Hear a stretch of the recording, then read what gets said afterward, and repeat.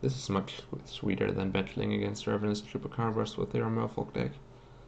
Okay, yeah, opponent gave up. So we're well on our way towards rank 4. Guess we made it. From rank 1 to rank 4, I guess. Where can I see my rank? Also, well, oh no, the 300 are from this quest, not from my daily win quest upgrading itself. So we get a random common card. Nice Spell Pierce, bro. But yeah, 300 gold is nice. Let's claim. So 6 out of 7, I get another random common card. So after 4 wins, they really try to disincentivize you to keep playing. Not sure what the logic is behind that, but yeah, that seems to be the case. Maybe it randomly starts shooting back up when you're at a 10 or something. But let's buy ourselves a pack. Store. I think the one we really want is Hour of Devastation.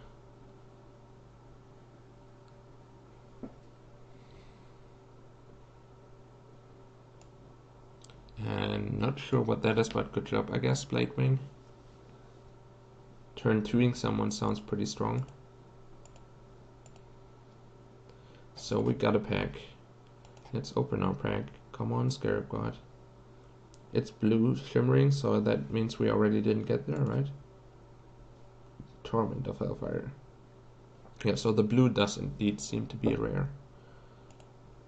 Yeah, so we still haven't found a mythic, though we are at 56% to our vault. So if we keep opening cards that are completely useless to us because we already have them in our collection, then our vault should be filling up at some point, and we get a bunch of wild cards as a reward. Get packs. You have no packs to open, but yeah, there's no extra way for me to get packs yet, and this store doesn't allow me to spend money. Not that I was trying to, but yeah, that's the state of things. And our quests are now all done. We have to come back in 7.5 hours when our next one appears, and then I guess another 9 hours for the second one to reappear. The daily quest is now spitting in my face and telling me my effort will only be rewarded with a common card.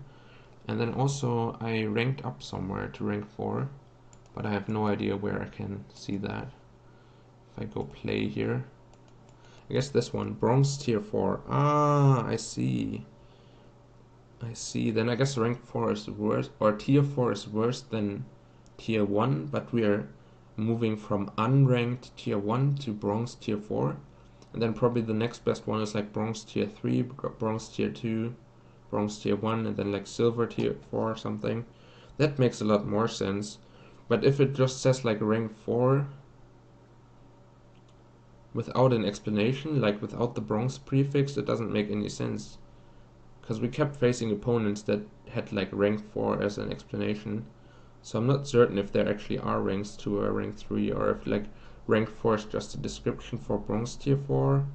Or maybe I'm still not understanding this correctly. It definitely is confusing, and it's not really clear why I'm being paired against the opponents that I'm being paired against, and like how my own level progression really works. So yeah, definitely pretty interesting.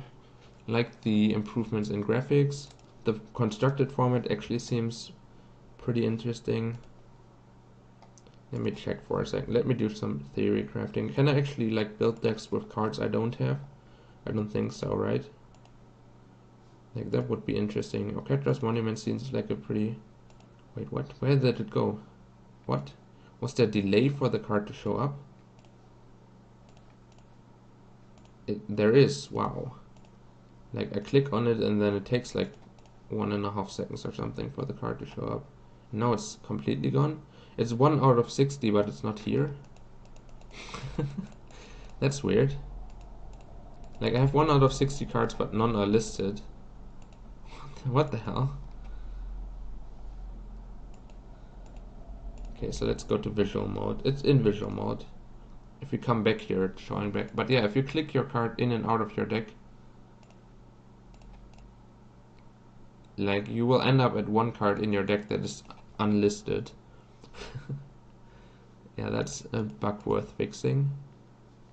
You have to switch the mode for the card to actually show up in the list.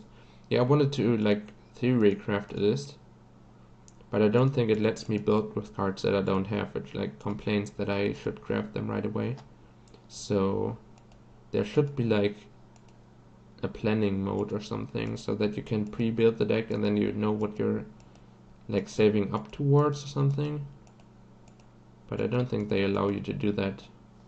Like I can select unowned, so it shows me the cards that I don't own, but whenever I want to add them to a deck, it just immediately complains that I should be crafting, which I don't want to do yet. So yeah, my initial ideas for the format were like mono red seems pretty strong. Even though you don't have access to Bomat Courier, you still have Fanatical Firebrand, Rigging Runner, Harsh Mentor, Uncrop Crasher, Lenry Storm maybe, probably too weak, but yeah.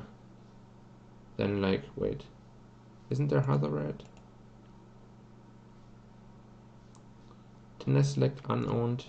Oh no, I didn't select unowned. There we go. Did I overlook something? Let's go back. Okay, so turn rest if you... And I guess there's no sideboarding really. You can build a sideboard here, but the games are all best of one, so I'm not really sure where that gets you yet. I guess at some point they will be best of three. Watley Spurring. Okay, that's a very bad trick out of one of the Planeswalker decks. But yeah, oh yeah, Soulscar Mage, Abrade. So many of the important parts of the mono red deck are here. Earthshaker Kenra, Lightning Strike. Yeah, we already talked about Uncrop Crasher. And then Rampaging Ferocodon is here and not banned in the format. And you can play Hazoret, of course. So you're only, and maybe Rekindling Phoenix Glorybringer for like the go big sideboard plans. So yeah, pretty strong deck, I think. That was like my level 1 deck assumption, and then like blue-black control, which we faced in like a budget version. Also seems pretty strong. You have Censor, Essence Scatter, Moment of Craving, Search for Ascanta, Supreme Will. You can build it more creature-oriented with like Champion of Wits, potentially, but most likely just a true blue-black control deck is better. Obviously Scarab God, some Commit Memories. You can Vizier some people out in the mid-range mirrors. Yeah. Something like that. Argyle's Bloodfast is a pretty nice draw engine. You have all the removal that you need. In black, Bontus Last Reckoning maybe for some go white matchups, as well as Golden Demise.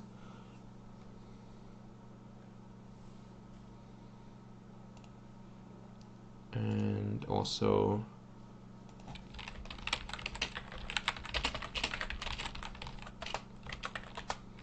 yeah, Roska's Content, of course. So yeah, those two decks seem like they're just there. And also you can combine like Liliana's Death Majesty with Champion of Wits and do some Reanimator type things. With like Razakat, that could be a deck as well, though seems weak to the other two decks that I just named. And then we will have to see a more creature-oriented blue-black deck would have some Hostage Takers. Then let's look at some artifacts that could end up in those decks.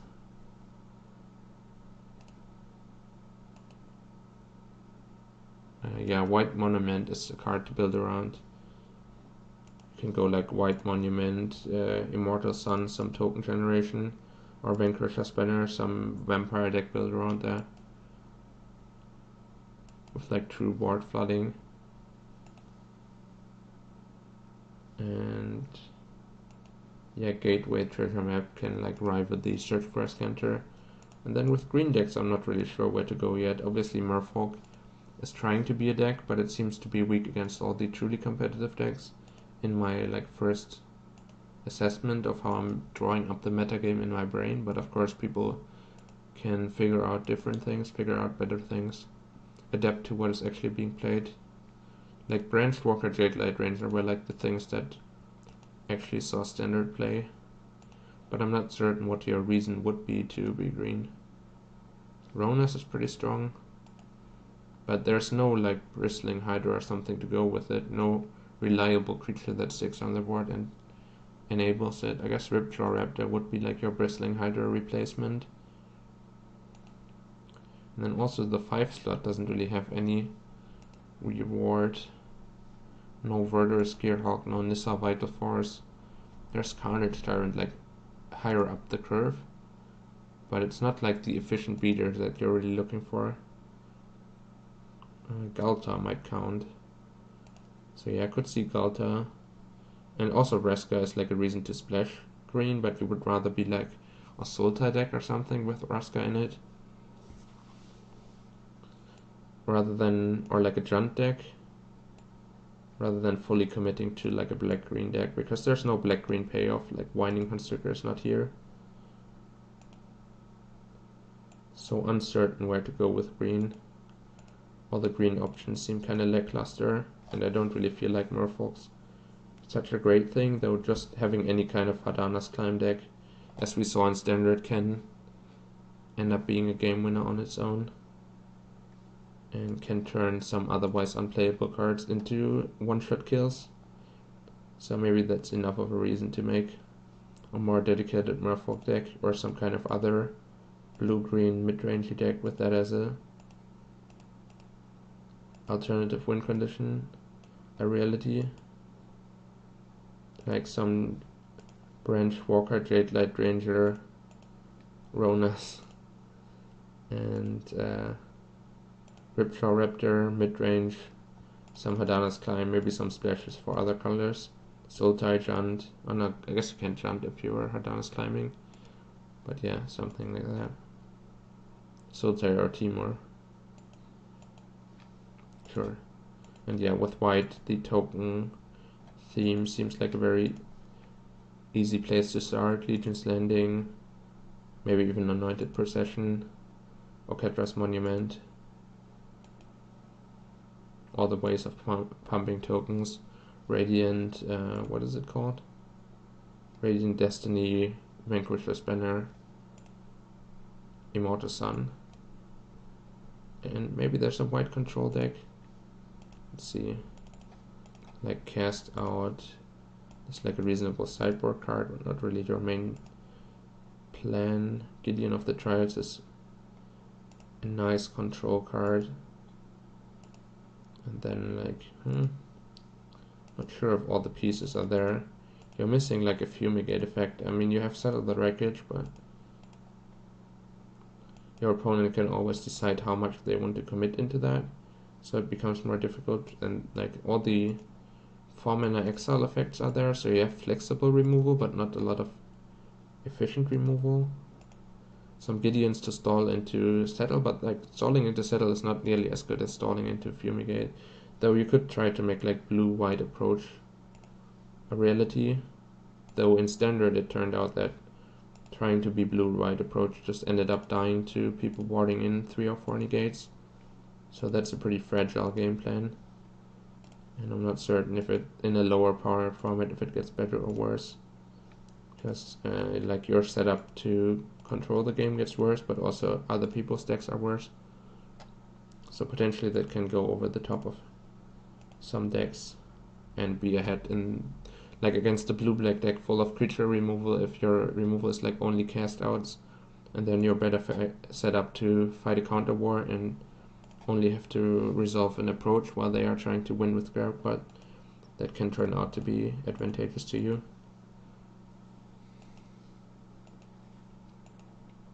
So yeah, I think that's my initial assessment of the meta that I would expect to see, but yeah, for now everyone just doesn't have any cards, so people will be playing upgraded versions of the starter decks, and from there blue-black control does actually seem like the easiest one to upgrade and the closest one to a playable setup, and mono-red also seems like a great budget option. So yeah, those two are probably going to be coming out in force, and even the Merfolk deck can probably compete if you just craft a bunch of lords. Like, these are only uncommon lords. Gold cards, I guess. Yeah, Merfolk Mistbinders are easy to craft, so it's a deck that gets a very quick improvement once you spend just a little bit of wild cards on it. Okay, so yeah, I think I'm done for today. Played a bunch of different decks, explored the UI. Pretty interesting, the state that it is currently in. Also interested in this constructed format, so I think I'll be doing like at least my daily quests and revisiting it from time to time to start building up my collection, though I assume they will wipe it again before they release.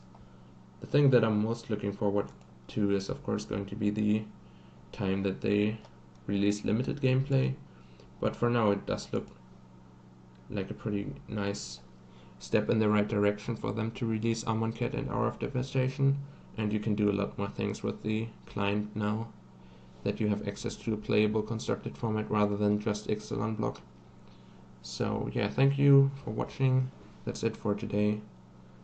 I'll be uploading the highlights to YouTube, I guess, cutting it a little bit into pieces with the different decks, and then more Arena coming up soon.